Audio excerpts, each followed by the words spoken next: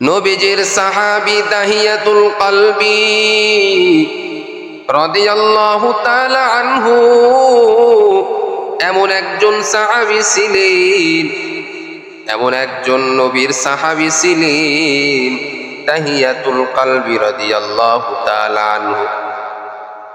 একবার মায়ার নবী রাহমাতুল লিল আলামিনের কাছে এসে বলেন, ইয়া রাসূলুল্লাহ, ইয়া হাবিবাল্লাহ, আমি এমন একটি বড় অপরাধ করেছি, এমন একটি বড় গুনাহ করেছি রে নবী। এই গুনার মনে হয় আর ক্ষমা নাই, এই গুনাহ মনে হয় আল্লাহ ক্ষমা করে দিবে না। এত বড় অপরাধ করেছি। মায়ার নবী রাহমাতুল লিল আলামিন দাহিয়াতুল কলবি সাহাবীকে বলেন, ও সাহাবী, তুমি কি এমন অপরাধ করেছো বলো, যেই অপরাধের কথা আল্লাহ তাআলা জানেন আর কেউ জানে না। ও সাহাবী, এমন কি বড় অপরাধ তুমি করেছো? এই দাহিয়াতুল কলবি মায়ার নবী রাহমাতুল লিল আলামিনকে বলেন, ইয়া রাসূলুল্লাহ, ইয়া হাবিবাল্লাহ, যখন আমি আপনার সহবতে থাকি নাই, আপনার কাছে ঈমান আনি নাই, ওই সময় শয়তান আমার মাথার মধ্যে এমন ধোঁকা দিয়া দিল, এমন ধোঁকা দিয়া দিল, ইয়া রাসূলুল্লাহ, ইয়া হাবিবাল্লাহ, আমার একটি মেয়ে সন্তান হইল আমার স্ত্রীর গর্ভ থেকে। আমার মেয়েটা দেখতে ছিল অনেক সুন্দর। আমার মেয়ে মাঝে মাঝে আমাকে বলতো, বাবা তোমার শরীরটা কেমন আছে, তোমার মন কেমন আছে, তুমি ভালো আছো কিনা, এইভাবে খোঁজ খবর নিত আমার মেয়ে, ছোট্ট মেয়ে। যখন আমি দূর থেকে বাড়িতে আসতাম, কাজ শেষ করিয়া যখন বাড়িতে আসতাম, আমার মেয়ে আমাকে জড়ায়া ধরতো আর বলতো, বাবা, ও বাবা, তুমি এতক্ষণ বাহিরে থেকেছো, বাবা আমি তোমার মেয়ে, তোমার বিরহে আমি এই বাড়ির মধ্যে আমি থাকতে পারি না, এত কষ্ট আমার অন্তরের মধ্যে। ইয়া রাসূলুল্লাহ, ইয়া হাবিবাল্লাহ, আমার মেয়ে সন্তানের নাম আমি নিজেই রেখেছি রে নবী। আমার মেয়ে সন্তানের নাম আমি রেখেছি জামিলাতুন। জামিলাতুন মানে সুন্দর। ইয়া রাসূলুল্লাহ, ইয়া হাবিবাল্লাহ, আমার মেয়েটার নাম আমি নিজেই রেখেছি। কিন্তু ইয়া রাসূলুল্লাহ, ইয়া হাবিবাল্লাহ, আমি এমন বড় অপরাধ করেছি রে নবী, যেই অপরাধের মনে হয় কোনো ক্ষমা নাই।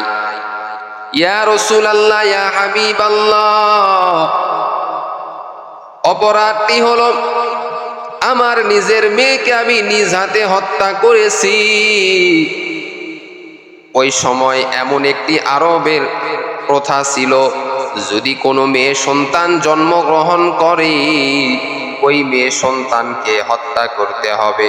আরবের এমন একটি প্রথা নীতি ছিল, যদি কোনো ঘরে মেয়ে সন্তান জন্মগ্রহণ করে, গর্ত খনন করার পর এইবার সকলে এই মেয়ে সন্তানকে হত্যা করত, অর্থাৎ মেয়ে সন্তানকে তারা হত্যা করে ফেলত। দাহিয়াতুল কলবি রাদিয়াল্লাহু তাআলা আনহু নবীর একজন সাহাবী। তিনি বলেন, ইয়া রাসূলুল্লাহ, ইয়া হাবিবাল্লাহ, একদিন আমি আমার স্ত্রীকে বললাম, ও আমার স্ত্রী, আমার মেয়েটাকে সুন্দর করিয়া তুমি সাজায়া দাও। আমার স্ত্রীকে বললাম, আমার মেয়েটাকে সুন্দর করে সাজায়া দাও। আমার স্ত্রী আমার মেয়েটাকে সুন্দর করিয়া সাজায়া দিলেন, এত সুন্দর করে সাজায়া দিলেন। আমার এই ছোট্ট মেয়েটাকে আমি বললাম, মা, তোমাকে আমি তোমার নানির বাড়িতে নিয়ে যাব। আমার মেয়েটা খুশি হয়ে গেল, বাবা অনেক দিন পর আমাকে আমার নানির বাড়িতে নিয়ে যাবে, জন্য বড় খুশি। এইবার দাহিয়াতুল কলবি রাদিয়াল্লাহু তাআলা আনহু তার ছোট্ট মেয়ে জামিলাতুনকে নিয়ে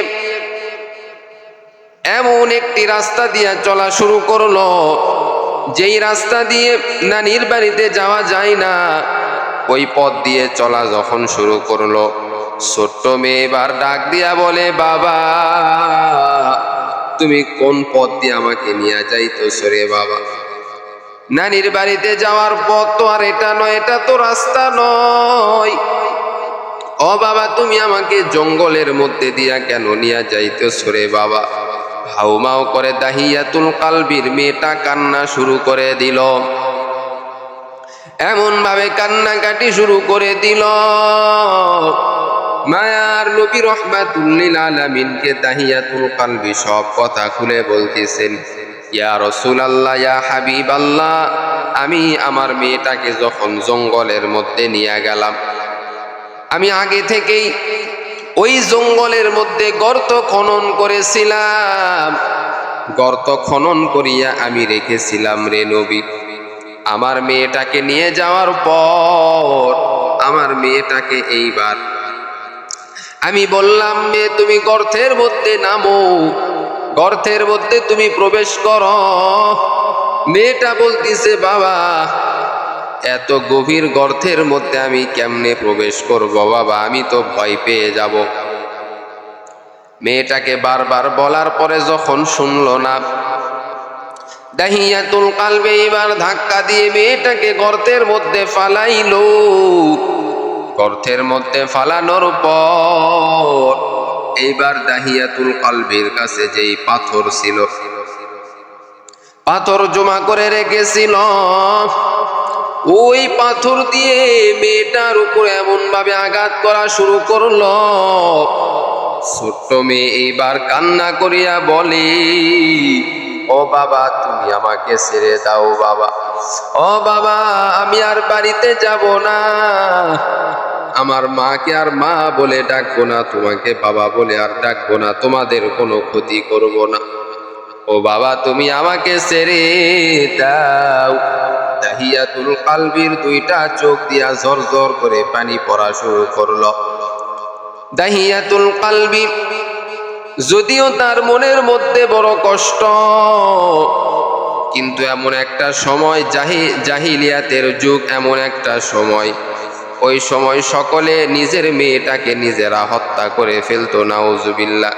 কারণ ওই সময় মায়ার নবী রাহমাতুল লিল আলামিন ছিল না।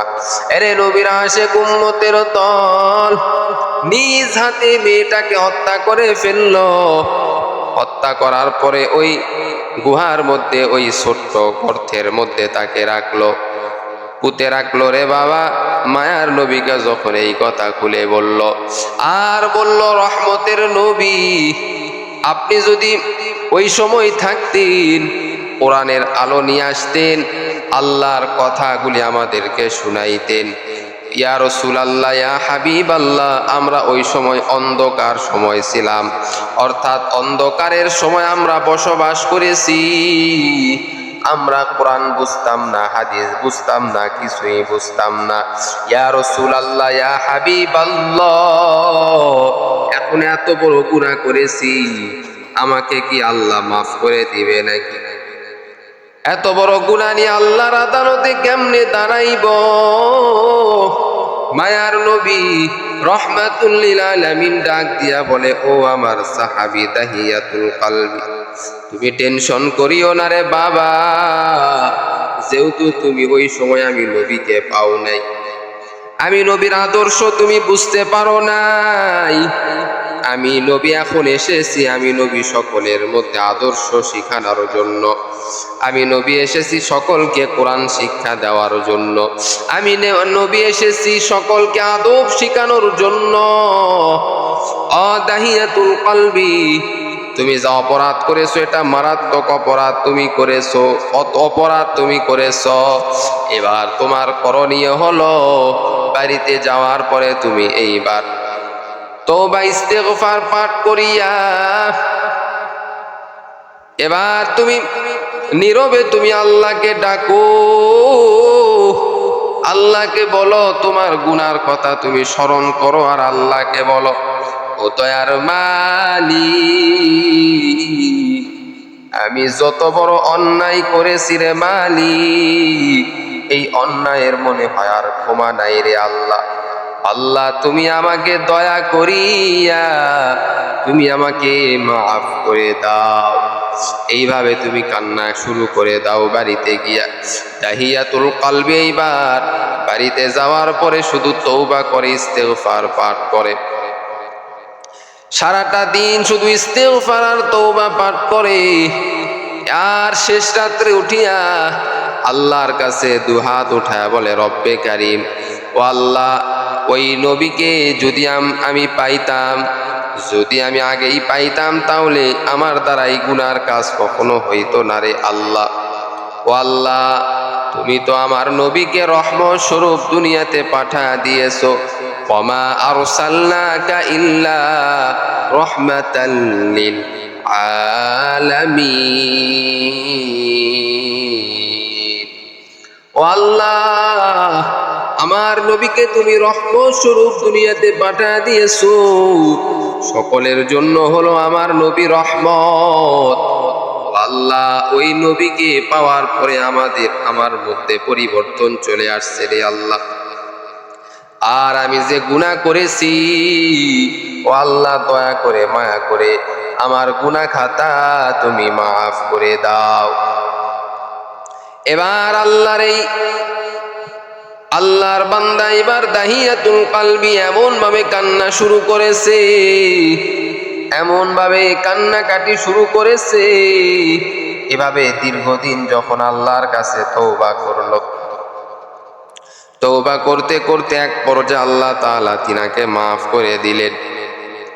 এরে নবীর উম্মতের দল, এই সাহাবী এত বড় অন্যায় করার পরেও আল্লাহ যদি ক্ষমা করে দিতে পারে রে বাবা। ও যুবক, তুমি আমি কত গুনাহ করেছি, কত নাফরমানি করেছি, এই গুনাহ নিয়ে কেমনে অন্ধকার কবরের মধ্যে যাব? অন্ধকার কবরের দুই পার্শ্বের মাটির চাপ তো সহ্য করতে পারবো না। বারবার মায়ার নবী রহমাতুল লিল আলামিন তোমাকে আমাকে বুঝাইলেন, ও যুবক, ও যুবতী, দুনিয়াটা কিছুই নয় রে বাবা।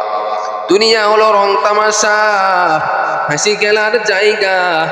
সাময়িক তুমি শান্তি করবা, মৃত্যুর পরে আযাব শুরু হয়ে যাবে। আর যারা দুনিয়াতে কষ্ট করবে, আমল করবে, তারা মৃত্যুর পরে শান্তি শুরু হয়ে যাবে। এই শান্তি কোনোদিন শেষ হবে না, এই শান্তি কোনোদিন শেষ হবে না। দুনিয়ার শান্তি এখন আছে, কাল নাও থাকতে পারে। আখেরাতের শান্তি শুরু আছে, কোনো শেষ নাই। আখেরাতে শান্তি এত শান্তি, বলে এই শান্তির কোনো শেষ নাই। সুবহানাল্লাহ। এজন্য দুনিয়াকে আমাদের আপন মনে করলে চলবে না, আখেরাতকে আমাদের আপন মনে করতে হবে। আজকে দুনিয়ার মোহে পড়ে আমরা পিতামাতাকে কষ্ট দেই, সন্তানকে কষ্ট দেই, পিতামাতা সন্তানকে কষ্ট দেয়। অনেক পরিবারে দেখা যায় যেই সন্তানটা বেশি কামায় রোজগার করে, টাকা পয়সা ইনকাম করে, তার প্রতি মা বাবার ভালোবাসা বেশি থাকে। আর যেই সন্তানটা তেমন কামাই রোজগার করতে পারে না, তার প্রতি পিতামাতার অবহেলা দেখা যায়। বলে না, এই কাজটা যারা করবে ওই পিতামাতারা জাহান্নামে চলে যাবে। বলে সকলকে মহব্বত করতে হবে, সকল সন্তানকেই মহব্বত করতে হবে, এক নজরে দেখতে হবে, তাহলেই কেবলমাত্র পিতামাতাকে আল্লাহ মাফ করে দিবে। সুবহানাল্লাহ। আল্লাহ পাক রব্বুল আলামিন ডাক দিয়া বলেন, ইয়া আইয়ুহাল্লাযীনা আমানু তুবু ইলাল্লাহ তাওবাতান নাসুহা। ও বান্দা, তুমি তওবা করো, তোমার জীবনের সব গুনাহ আল্লাহ মাফ করে দিবে। তওবাকারীকে আল্লাহ পছন্দ করেন, এত পছন্দ করেন। তওবাকারীকে আল্লাহ এত পছন্দ করেন, তওবাকারীকে আল্লাহ এত পছন্দ করেন। আল্লাহ পাক রব্বুল আলামিন জানা দেয়, যখন কোনো বান্দা গুনাহ করার পরে তওবা করে, আমি আল্লাহ ওই বান্দাকে, যখন ওই বান্দা তওবা করে, আমি আল্লাহ ছোট্ট সন্তানের মতো ওই বান্দাকে আমি আল্লাহ নিষ্পাপ বানায়া দেই। ছোট্ট সন্তানের মতো আল্লাহ পাক তাকে নিষ্পাপ বানায় দেয় যখন কোনো বান্দা গুনাহ করার পরে তওবা করে। সুবহানাল্লাহ। আজকে আমরা তওবা করতে চাই না, আল্লাহর কাছে মাথা নত করতে চাই না।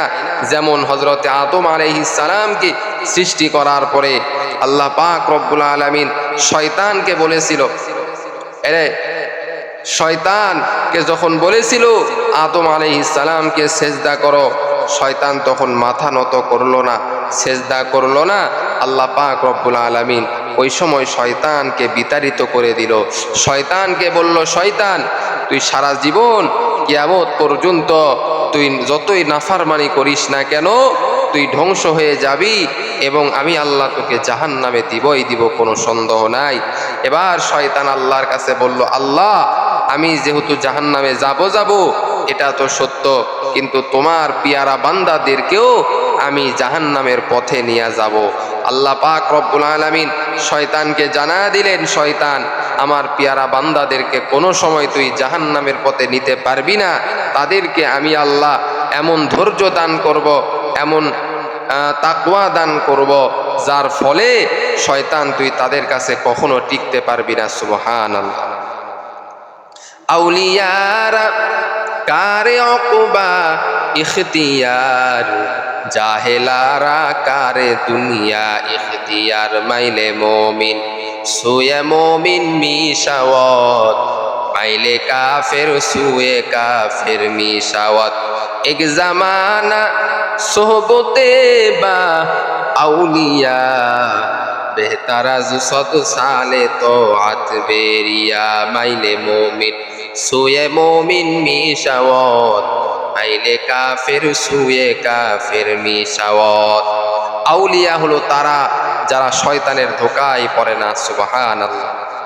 ওলি হলো তারা যারা শয়তানের ধোকায় পড়ে না। আমাকে আপনাকেও আল্লাহর ওলি হতে হবে। আল্লাহর ওলি হওয়ার জন্য বান্দা আপনাকে আমাকে আমল করতে হবে বেশি বেশি। আমলের মাধ্যমেই আল্লাহর পিয়ারা বান্দা হওয়া যাবে, ওলি হওয়া যাবে। সুবহানাল্লাহ। এজন্য আমরা সকলে শয়তানের ধোঁকা থেকে বাঁচার চেষ্টা করব ইনশাআল্লাহ। শয়তান আপনাকে আমাকে সর্বদা ধোঁকা দিবে, আমল থেকে ধোঁকা দিবে, ফজরের নামাজ থেকে ধোঁকা দিবে।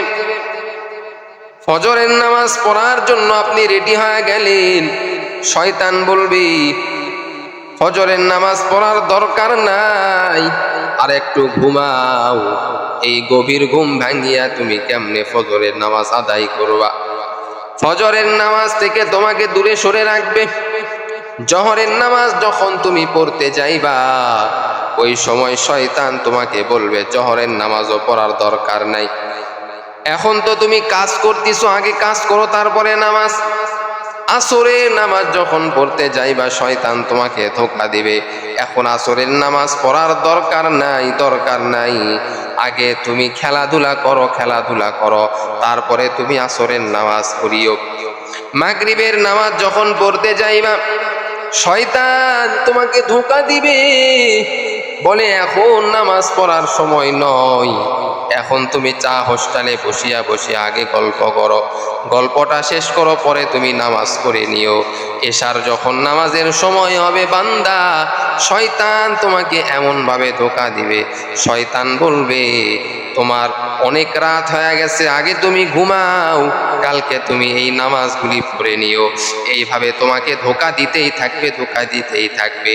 এইভাবে তোমার জীবনটা শেষ হয়ে যাবে, মৃত্যু চলে আসবে। মৃত্যুর পর কঠিন আযাব রয়েছে। অতএব বাবা সাবধান হয়ে যাও।